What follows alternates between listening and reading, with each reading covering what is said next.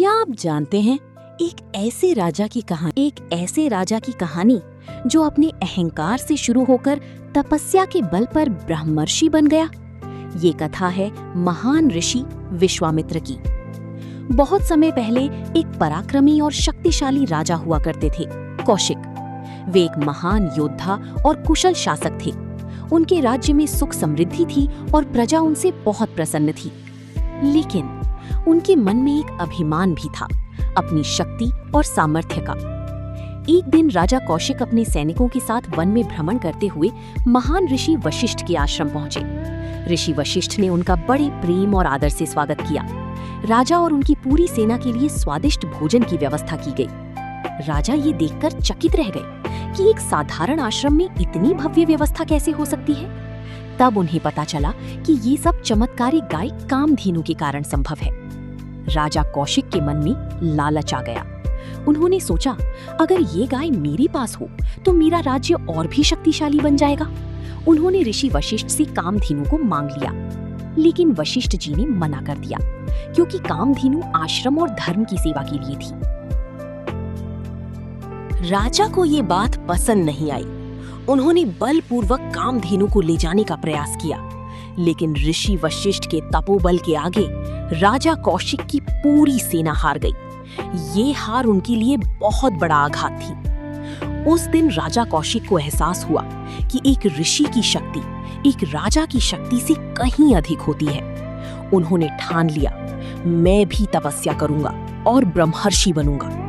राजा ने अपना राज्य त्याग दिया और घोर तपस्या में लीन हो गए। वर्षों तक उन्होंने कठिन साधना की, लेकिन हर बार कोई ना कोई बाधा आ जाती।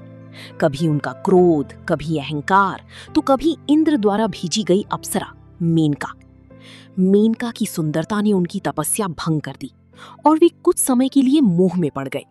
लेकिन जब उन्हें अपनी भूल का एहसास हुआ तो उन्होंने फिर से तपस्या शुरू कर दी।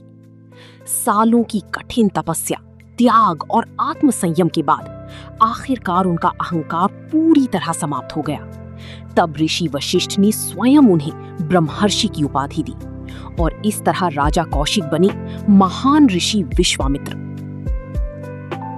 ब्रह्मर्षि की उपाधि मिलने के बाद भी विश्वामित्र का जीवन यही नहीं रुका। अब उनका उद्देश्य केवल अपनी शक्ति दिखाना नहीं, बल्कि धर्म की रक्षा करना और समाज का मार्गदर्शन करना था। इसी दौरान पृथ्वी पर राक्षसों का अत्याचार बढ़ गया था। यज्ञ और हवन बार बार बाधित किए जा रहे थे।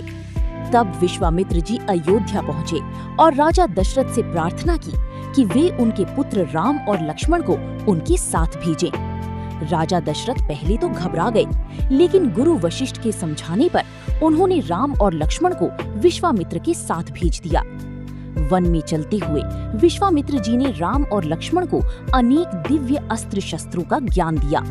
उन्होंने उन्हें मंत्रों की शक्ति सिखाई और बताया कि धर्म की रक्षा कैसे करनी चाहिए। उनकी शिक्षा से राम और लक्ष्मण और भी शक्तिशाली बन गए। थोड़ी ही दूरी पर एक भयंकर राक्षसी ताड़का वन में आतंक मचा रही थी। विश्वामित्र जी ने राम से कहा, धर्म की रक्षा के लिए इसका अंत करना आवश्यक है। राम ने अपने गुरु के आदेश का पालन किया और ताड़का का वध कर दिया। इसके बाद जब विश्वामित्र जी ने यज्ञ शुरू किया तो राक्षस फिर से उसे नष्ट करने आए, लेकिन इस बार राम और लक्ष्मण तैयार थे।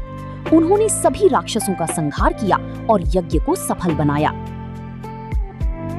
इसके बाद विश्वामित्र जी राम और लक्ष्मण को लेकर मिथिला नगरी पहुंचे। वहां राजा जनक की पुत्री सीता का स्वयंवर हो रहा था। विश्वामित्र जी के मार्गदर्शन में राम ने भगवान शिव का धनुष उठाया और उसे तोड़ दिया। इस प्रकार राम और सीता का विवाह संपन्न हुआ।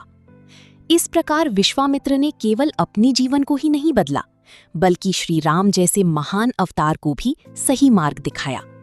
उन्होंने सिखाया कि सच्चा गुरु वही है जो अपने ज्ञान और तप से दूसरों का जीवन भी उज्जवल बना दे। ये कथा हमें सिखाती है कि कोई भी व्यक्ति चाहे कितना भी शक्तिशाली क्यों ना हो, सच्ची महानता तप, त्याग और विनम्रता में होती है। और अगर इंसान ठान ले तो वो अपने जीवन को पूरी तरह बदल सकता है। अगर आपको ये कथा पसंद आई हो तो इसे लाइक करें, शेयर करें और ऐसे ही और भी पौराणिक ज्ञान के लिए जुड़े रहें। धन्यवाद।